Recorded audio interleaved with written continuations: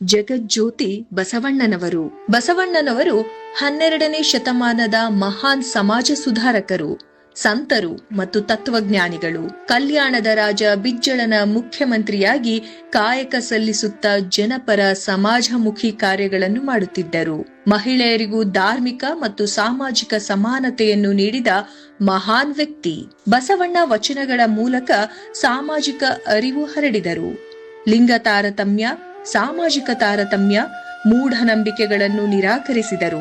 ಮೇಲು ಕೀಳು ಎನ್ನದೆ ಎಲ್ಲರಿಗೂ ಮುಕ್ತ ಅವಕಾಶ ಕಲ್ಪಿಸಿ ಜಗತ್ತಿನ ಪ್ರಪ್ರಥಮ ಪ್ರಜಾಪ್ರಭುತ್ವ ಸಂಸತ್ತು ಎನ್ನಲಾದ ಅನುಭವ ಮಂಟಪವನ್ನು ಸ್ಥಾಪಿಸಿದ ಮಹಾನ್ ಚೇತನ. ಜಾತಿಯಲ್ಲಿ ಮೇಲು ಕೀಳು ಎಂಬುದಿಲ್ಲ, ಮಾನವನದ್ದು ಒಂದೇ ಜಾತಿ ಎಂದು ಅಂತರ್ಜಾತಿ ವಿವಾಹಕ್ಕೆ ಪ್ರೇರಣೆ ನೀಡಿದರು.